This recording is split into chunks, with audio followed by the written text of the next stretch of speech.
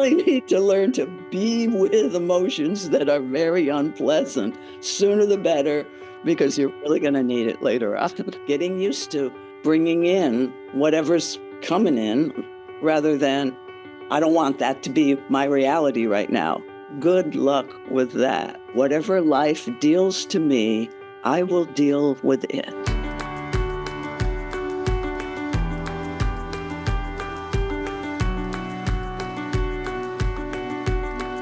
Hi, Katie. Hello, Soph, and hello, Susan. What a delight to have you with us.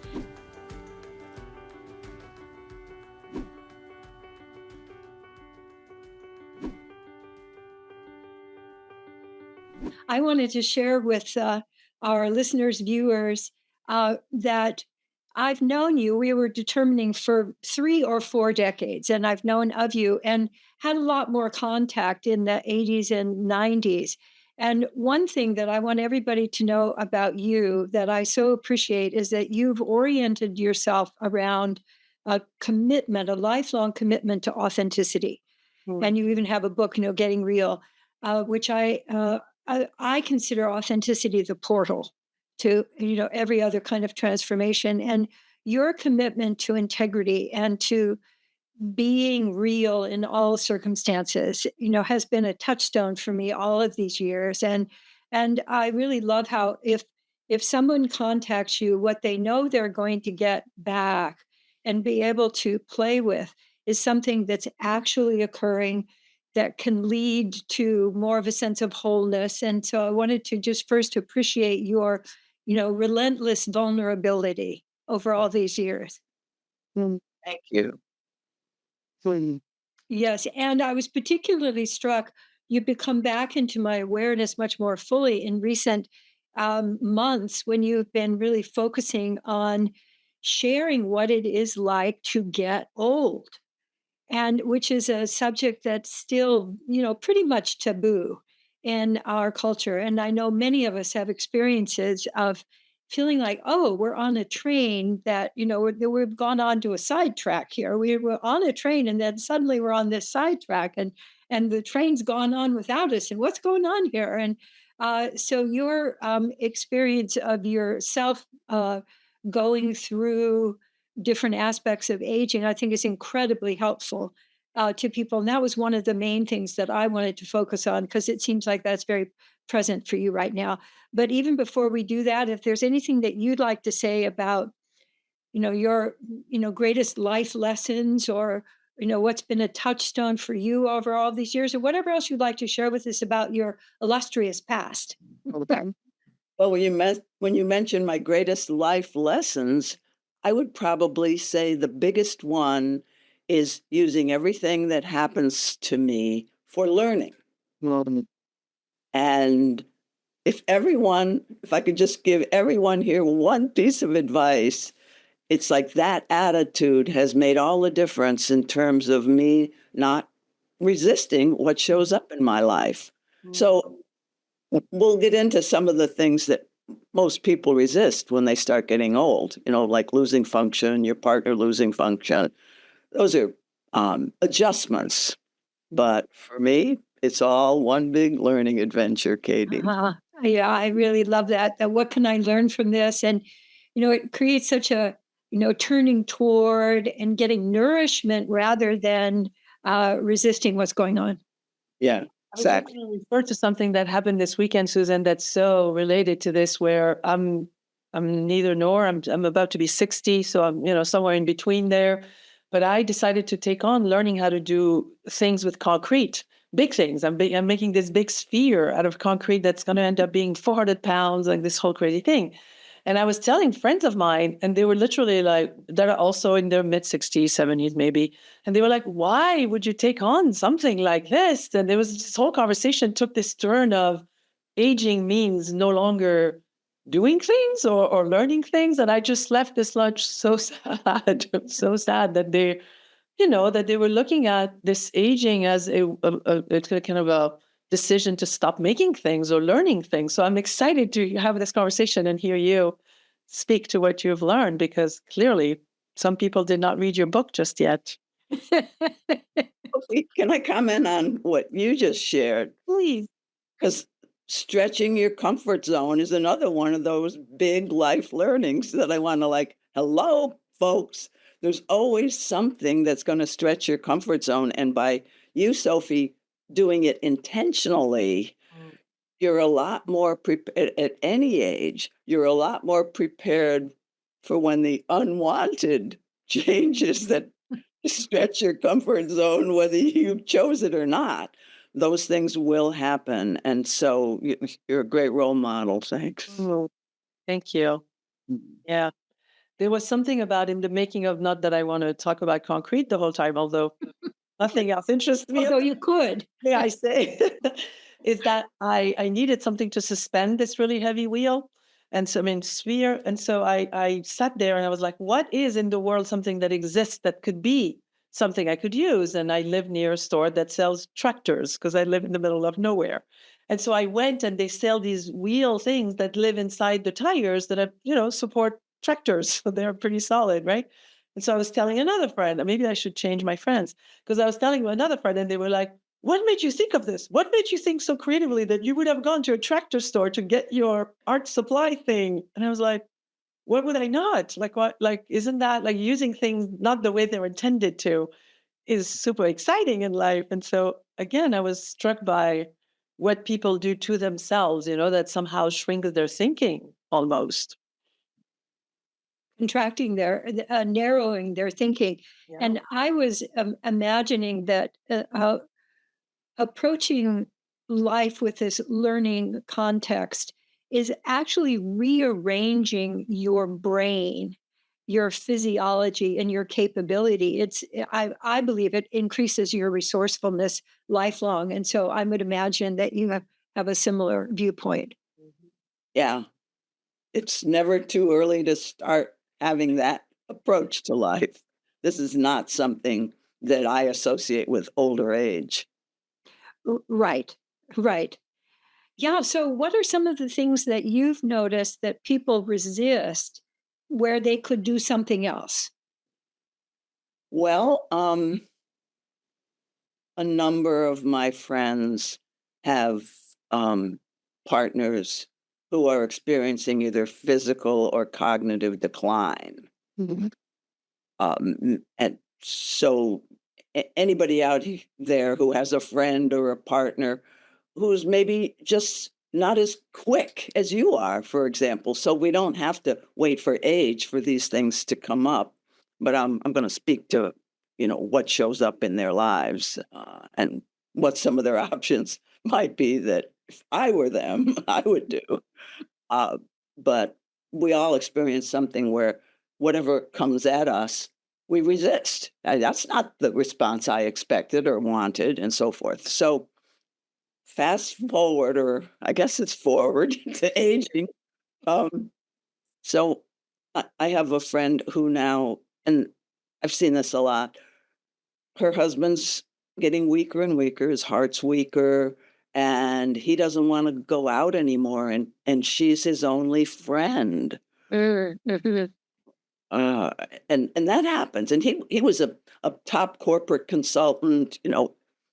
CEOs from Intel and Disney consulted him, and now he's a shadow of his former self, and just kind of staying home and doing little house things. Okay, retired. And she's still very vibrant. She writes books. She's an artist. She's a teacher. She leads a writing group and so forth. So for free, she's just giving back to the world. But she's full of energy, and so he says, "You're leaving me. You're going out without me," and that sort of thing. Mhm. And it's hard to know what a good option is in Mhm. that moment. Uh, she isn't able, let's say, she really isn't able to be very spacious with him. She'll get angry, react. And that's kind of a normal thing, don't limit me and so forth. So how do you take that kind of a request from your beloved partner of like many, many years. And so, when I look at that, one of the skills that I offer is this thing. I have this book that has 10 truth skills. So one of the truth skills is sharing mixed emotions. For example, I need to take care of my needs. And on the other hand, I really hate leaving you. And it's really, I feel you're suffering and I'll get back as soon as I can, but I have to go work out at the gym now. And how do we stay in our window of emotional tolerance when that kind of thing happens several times a day? Mm. Okay, we could criticize a person like that for the anger, but it's frequent. And I know other people who have aging parents. There's a lot more people who are dealing with aging parents Mhm. in my world, actually, than aging partners. Uh, but either one, that same thing over and over. I got to put a stop to this. Well, we can't. We Mhm. can't. That's where this person is at right now. And what's the most creative option that I've got inside of me? That's always, you know, Sophie mentioned creativity in a different context. We've always got our creativity, and sometimes you have to kind of self-regulate and kind of give yourself some compassion about how hard it really is Mhm. to lose your partner but not lose them. And so some of the creative options are really learning better self-regulation tools, better self-compassion tools, which has to do with this, saying to Mhm. yourself, "Oh, honey, this is really hard," and just being with emotions, because some of us haven't learned yet. And that's another thing I want to like warn you younger people. You really need to learn to be with emotions that are very unpleasant. Sooner the better, because you're really going to need it later on. How do you learn to do that better? Like, what is, because I feel like it's almost like a muscle, like you do it and then you do it more and then it's easier to do it. But like, what does one do to feel our emotions? Like, what does that look like? If I was looking at you and you're doing it, what would I see? Yeah, yeah. Being present to what's going on in your body and in your feelings as you hear him say, "Oh, you're not going out again. You're leaving me again," with a complaining tone, because that's where he's at in the moment. How do I feel when I hear those words? Let me pause, let it in, and it's really unpleasant in there when you're looking inside, but getting used to bringing in whatever's coming in rather than, "I don't want that to be my reality right now." Good luck with that. I know we all at any age have that. I don't like that reality, Can I No, send this a this is request? not actually happening. That's yeah. No, this is not supposed to happen, so I'm gonna fight against it, and maybe that'll work. Never does. It never does. How do you, like, feel and process emotions? Anything that happens that's unpleasant for you, I advise letting it in, being curious about it. Okay, what does this show me about me? Because my whole journey is about self-awareness, self-acceptance, self-love, and expanding your capacity to love and to handle unpleasant realities. That's really the journey of authenticity, Katie. Mhm. It's Mhm. is being able to feel what's real and have a real response. And what I'm hearing you talking about and referring to that I think is so central to this is being able to notice body sensations Mhm. and developing the skill of being able to share those, communicate those. Yeah. And also to I'm also hearing being able to discern what's actually happening from your story Yeah. Yeah. about what's happening, which absolutely takes practice. But for me, the central skill that I keep sharing with people is what's actually happening in my body And if I communicate about that, that's real. And it also allows me to keep opening up to, oh, this is actually happening. And I'm able to respond to it because I'm able to utilize what's going on in my body. Yeah. So back to the couple who she's about to walk out the door, that that really hurts me to know I'm hurting you. I can feel it in my heart, that kind of thing. Mhm. Um, And do you find that I mean, I have found that with that kind of authenticity shifts the connection. So instead of being separate and, in conflict, there's a sense of, oh, yes, I'm feeling this and you're feeling this, and we are still connected. yeah, and a lot of times though, those unpleasant interactions throw you out of connection with yourself. And so the practice things, Sophie mentioned this inner work needs some practice. Pretty soon, if you do the practice enough of letting it in, noticing the body, distinguishing those from the story, he's controlling me again, might be the story, or even deeper, I never felt recognized by my father. It was always all about him, him, him, uh, because there are stories. So the story might be there's no room for my needs. Mhm. That might be the mental. It's got an emotional tone to it. So I want people to notice the stories as the noticer, as the witness. You over time when you welcome an unpleasant feeling Mm. and you consciously choose to welcome that. You breathe and make space for this feeling. When you're making space, you're activating your witness part of your consciousness so that you can go, oh, honey, because that's more like I call it the good mother archetype. That's more the inner compassionate witness, good mother that you've activated. And again, you're really going to need that when you come up against tough conflicts with people you love.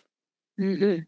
It's reminding me of a situation I was with my mom not long ago, who's in her early 80s and is very functioning, very mentally, physically, runs around, does lots of things. And then she drives. And when she drives, there's this like middle of the road, changing lanes without indicating that's happening. And me sitting there like, well, talk about feeling in my body.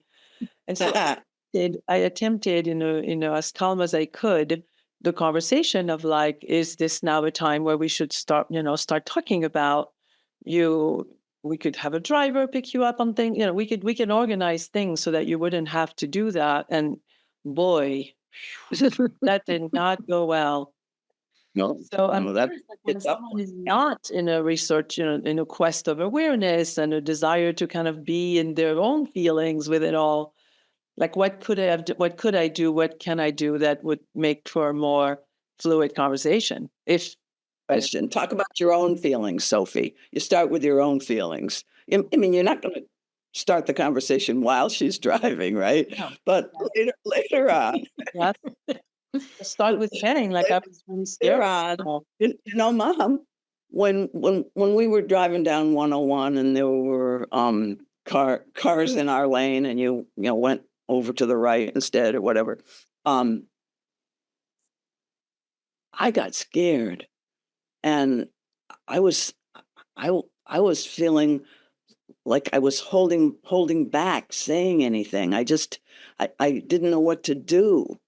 And I've actually felt that a few times when I've been your passenger now. How is that to hear? So you keep it real slow, make like one or two sentences at a time. track, make sure you're tracking because and stay connected to her from your heart.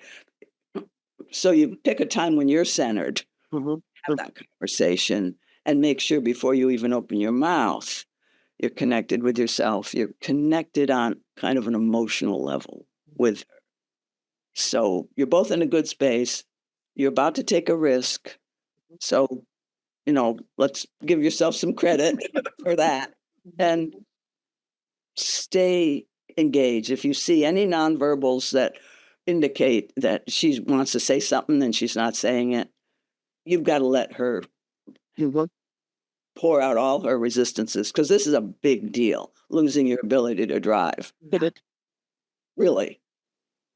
Oh, you're pushing my buttons right now. I'm kidding. I'm Wow. kidding. I'm kidding. I don't have any. I don't have any. I'm before. No, I am 83 and I'm just lucky as can be in that area. Very.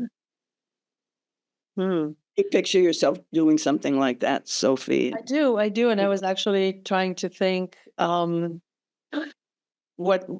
I would also, I mean, with my mom, what works for me is to have the empathy of trying to put myself in her shoes a little bit to really, and I was trying to imagine someone telling me, so I ride a Harley of all things. I started doing that when I was in my early 50s. And again, you should have seen my friends about that one. Why would you want to do that now? Blah, blah, blah. But sometimes I do ride my Harley, and I was pausing when you were talking to like, what would it feel if someone said, if I was in my choice, if I decided, because I could see that it's a very heavy machine, and I could at some point decide it's not safe. But if someone were to say to me, I'm gonna take that key away of sorts, oof, that's a rough one. That's a tough one. Yeah. You can even share that with her, that little story. Hmm. Well, funny enough, she did mention it to me the other day. She was like, knowing that you're riding your Harley. And I could ride with that though. I could speak to, when you said that, wow, that really, it did. I mean, it worried me, that she was thinking about that, and I could bring that into the conversation, like what it felt like to have someone tell me that maybe I shouldn't drive my Harley. Mm. What I hear you both including that I wanted to just mention here is what I call loop of awareness, in that I'm letting my giving attention to me, but then I'm giving attention to you, and then I'm coming back to me, and that circulation of attention, I think, is part of what helps me to notice if, oh, something's going on over there, it looks like something, some nonverbal, or I have something's going on and I'm not quite ready to say it yet. And so that, I think when we add in exchanging attention and being willing to be with what's coming up, that's the background that I think allows the conversation to really flourish. Katie, when you say that loop of awareness, it reminds me of advice that I give to people who are dating and looking for love and maybe meeting for the first time. You make a move and then you pay attention. And do they make a move toward you or away from you, or do they go sideways? And, like keep tracking, because so many people are in performance mode when they're on a meeting, like off the internet dating sites and stuff. So it just reminded me of that. I thought I'd Yeah, throw something right. at those daters out there in your Well, I think it's useful information for anybody, because if I'm not actually checking, did what I say land? Or how are you doing over there? Or, oh, I was affected by what you just said, but I don't want to interrupt you. And so, if we don't really recognize the rhythm of conversation, and when the conversation gets interrupted, then I don't think we have as much chance to create that learning opportunity from Yeah, from each situation. yeah, and that mutuality where both people are stepping into the unknown together. That's one of the I say dangers of authenticity is you're stepping into the unknown every time you're honest about something that has to do with you and me. So if you can like step into the unknown together and you're both tracking each other, that's creativity. That's that mutual creativity that is so enjoyable. Don't you think that's really like the big prize, is that you get so friendly with the unknown that you go, "Oh, hey, here's another opportunity to learn something. Oh, I've never experienced this before. Oh, how can I?" And for me, that's it. It grows my nervous system. It grows my ability to be of service, but also and fundamentally my joy in life. I don't know how people get their joy in life reliably, but for me, one thing is like, woo, and like I hearing that from you too. So it's like I'm going to play with concrete, that, and you don't know that much about. So the stepping into the unknown voluntarily, to me lets me know I'm on the right track. Yes, and given the state of our world today, it's very uncertain what's coming next. And having a certain inner confidence that this may sound glib, but I know I have it. And many people really do. Whatever life deals to me, I will deal with it. And whether that's aging or social chaos that might be in the future, climate events are happening all around us now, climate catastrophes. So you count on things to be the same. Well, the future's getting fuller and fuller of various kinds of change, but exponential technological change. And that's affecting everybody, like AI and stuff. So, those of us who think about the future with anxiety, this practice that we can Mhm. do just in our friendships and our primary relationships, this practice extends way beyond our little like two-person dyad or whatever family. I'm But it is a practice, and you kind of said that too, Katie. But Yeah. we haven't mentioned the notion of practice. Some of these things you don't learn in grammar school, you don't learn them from your family, and these things that we're talking about don't come naturally to the untrained mind. We really do have to train ourselves through Mhm. practice like this. Like, oh, I think I'll take a breath. Well, maybe I'll take a breath, and then learning to do that as a practice, Yes. checking in Yeah. with your body, checking in with the other person. How are they doing? These don't exactly come naturally, so we read books and we go to seminars like what you and I offer. And then we take them home with us. That's the big Yes. thing. We gotta take them. You don't just go, oh, check, did that. Yeah. Okay, my life should just change automatically here. Oh, they're actually ongoing practices for the rest of your life once you learn them. And one of them, would you mention the one of your main books that where people can learn those practices? I would say From Triggered to Tranquil is the most specific of how to work with any unpleasant situation that comes your way Mm. in a way that results in self-compassion and expanded ability to love what is. From Great alliteration from trigger to tranquil, tranquil. triggered to tranquil. Yes. Yes. have the link in the notes for sure. When you were talking about this unknown, I've been practicing lately, entering a conversation, not really knowing. Like in the past, I was raised in a pretty, whatever the word would be, narcissistic environment from parents that were very not acknowledging my needs. I would describe, as you were saying earlier, and I would enter a conversation needing to know before we talked where I would land. Like it was a safe, like I felt really unsafe if I didn't. Mhm. And I've lately been practicing, and like right now, I've entered this piece of wanting to say something, but not really knowing where it would land. Like to truly be open to, like, well, you're going to add a little wood, and I'm going to add a little wood, and Katie's going to add a little wood, and we're going to have a different fire than we thought. Oh, bad, bad, bad. Sorry, in the middle of all these fires right now, and I don't want to have that visual necessarily, but I really I really love this creativity of like, where are we going? Like, where is this going to take us? Which I didn't have when I felt unsafe before.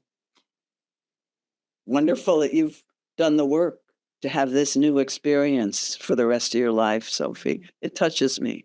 Mhm. And the courage to step into the unknown when you really do have no idea Mhm. what's going to happen. And, so dealing with, I want to guarantee, I want to have somebody else do it first and I'll see how they do, all of those techniques so that I'm kind of pushing other people out in front of me on the diving board, but I'm not going to, take the leap myself. And when we do take this leap, that takes courage. What I found is also this sense of, so like, I can do this. There's a growing sense of, oh, I'm capable. I'm not a victim. I'm not just depending on everybody to tell me what to do. I can create things, I can change. And I think that's a necessary nutrient for people, for humans to have a successful life too. Yeah, and one of the obvious, I can do this things is I can disclose this about myself to this new friend or this partner that I've been with for 10 years already. I can disclose this thing that I imagine in my storytelling brain is going to have a lot of blowback and judgment, criticism, resistance. They won't hear me. Those are all the excuses that run through to prevent you from just disclosing something, or it could be disclosing that somebody did something that wounded you in some way, and you'd like to request a change, or disclosing something about yourself. Those are those leaps in the unknown that are like so common and everyday. Uh, and when I know you've seen this too, when somebody does it, like in a group or even with a partner, with or without a third party helper there, wow, the roof didn't cave in. In fact, we felt closer. Or I got rid of that resentment because I got it out, Mhm. aired it out, and saw that the story wasn't true. Those kinds of things. The story behind the resentment is what I mean. Are there any situations where you choose? Because I find what you're describing to be very workable. Like Katie and I have that relationship. Like if anything feels a little unresolved or unsaid or whatever, we'll immediately, like, we're so committed to that. But I can think of a few relationships that are not like that. Like we haven't built that. Like, are there some relationships where, like, to what, are there some where you decide not to be as authentic or slow the rhythm of it? Or how do you manage when maybe it's with people that are not as committed on that path? Well, let's say dyad, every relationship uh, has its own chemistry and its own shape, Mhm. and you're in charge of how hard you want to work. I I run by the theory that if you really really work hard enough, and that means stay engaged, and keep coming back, if it's an important, valid uh, thing you want to get across or learn, if you really stay engaged a long, long time, deeply, you can probably get through to anybody. Mhm, Okay. mhm. But I don't have that kind of commitment to everybody I Right. meet, that people that would resist, my worldview. But I every once in a while I try it out, and I go, "Oh yeah, I really took a lot of work, but I really did get through." Kind of thing. So it's up to you, Going to the test it gym. out, see how and just I'm still thinking of your mother there too. You know, there is that tendency to wanna to be kind of attached to the outcome. You don't want your mother driving when it's unsafe. Okay, so here we are. We're all about don't be attached to the outcome, Mhm. but you are. Yes, I am. So Yeah. it's gonna be a real challenge because to listen and really hear her out, really be curious, really stay in empathy, and stay on your own side of the net is the way I say it. Stay on your own side of the net, speaking only about your feelings or what's coming up for you now. And it can even be self-talk. This is something that I like this phrase because it's like, as I hear you now, I'm thinking, gosh, this is so important to me. And we're really watching different movies here. Wow, what do we do? You show what's going on in your mind. That's another technique I for love bringing that. the Yeah. conversation into the present moment, besides just feelings and thoughts to share. Oh, what a practical tool to have. I love that because it Mhm. would be easier for me as well because sometimes I'm trying to speak to my side of the fence or my lane. But if I was able to just be like, this is what I'm hearing inside of me, and I want to say it out loud so we can share, I think it's a cool alternative that feels very real. And then back to being attached to the outcome, because there's lots of situations that our listeners could put themselves into where, you know, like no is not an okay answer or something like that. I mean, you do have the option of marking a boundary and saying, if this continues. I mean, the obvious thing is you have a active alcoholic partner. If this continues, I'm gonna go live with my sister until you've been in a program for 6 months or something.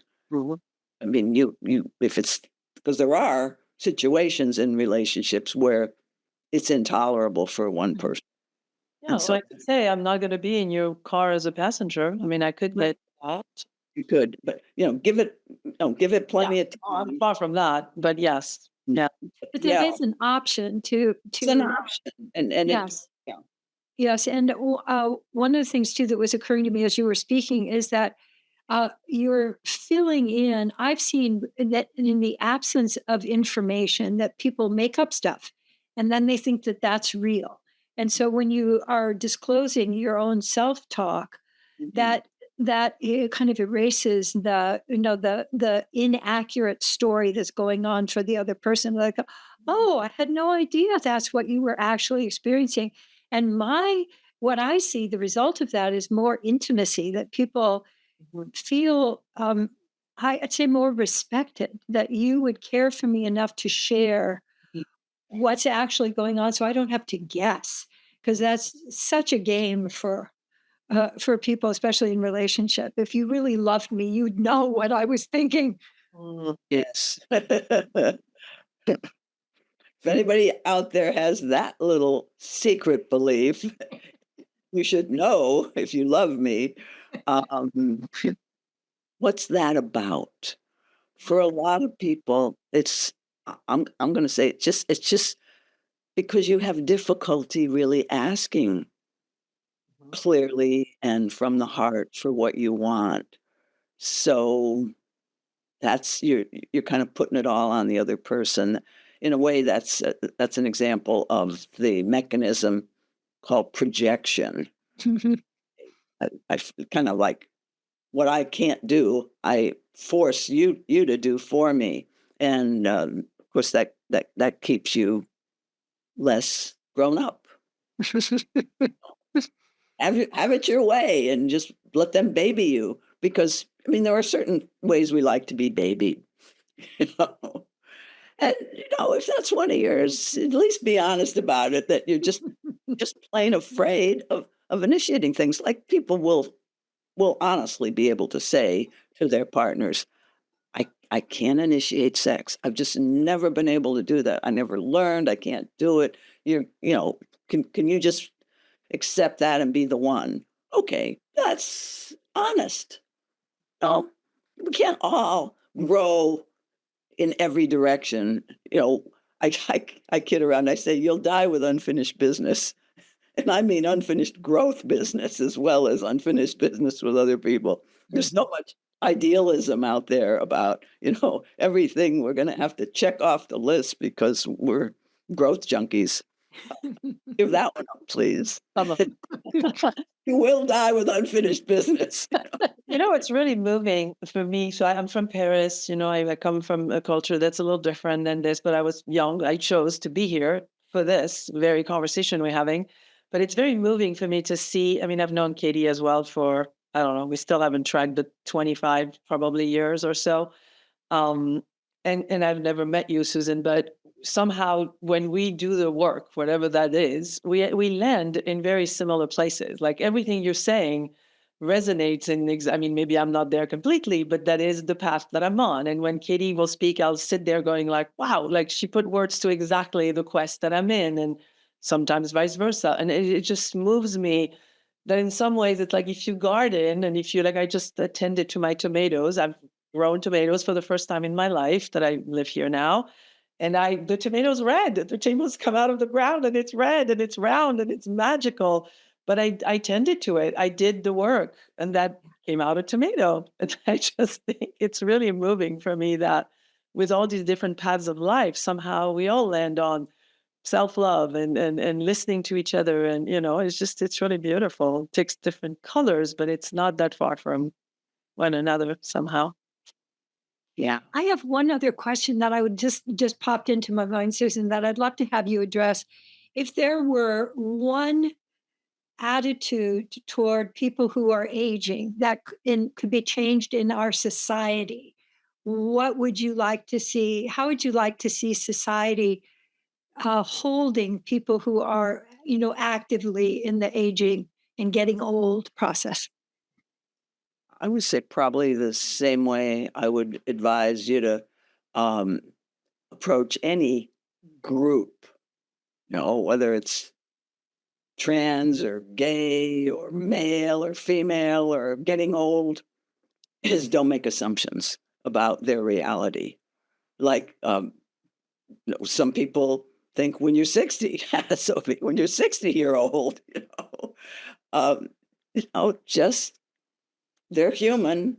They've got different needs. I will say, um, if there's really an obvious decline, and you're not just thinking about it as a group, people with decline, they really do have different abilities than you do. And I would say one thing is trying to get what those are, Mhm. curiosity, but also patience. If you're dealing with anybody who's losing function, see, aging doesn't mean losing function, but most of us do. I mean, if you live long enough, okay, um, definitely. If you live long enough, and there is loss of function. I mean, I experience some loss of function because I have arthritis in my hands. I don't play tennis anymore. Big deal. Um, but patience is something you're going to be forced to learn with yourself and with your friends and partners. So, like, get ready for that one. And that's the big one that's up for me, Katie, is patience Mhm. with my partner who is experiencing cognitive decline to the extent that he'll ask the same question over and over. Mhm. Are the dishes in the dishwasher clean? No, they're not. And then a minute later, I'll get the same question. And this is extremely common for people who are starting to decline. Yeah. And I never get impatient with that. It's just, this is what is now. I'll give him the information he wants. But, you hear about people, especially with the aging parents thing. I think it's easier, at least for me, with an aging peer than it might be because I don't have a shitload of unfinished business from childhood. You know what I mean? If you have a whole bunch of unfinished, unrepaired ruptures, is the way I talk about it in that book I mentioned, From Trigger to Tranquil. This teaches partners how to repair those ruptures that happen after a triggering episode, for example. So, but with aging parents is what I'm saying is might be a little more challenging for some. Yes. I really love the whole, just sort of matter of fact way that you say that ruptures can be repaired. Because a lot of people, I don't venture into something that might be challenging for them because they're afraid that you're just going to wreck it.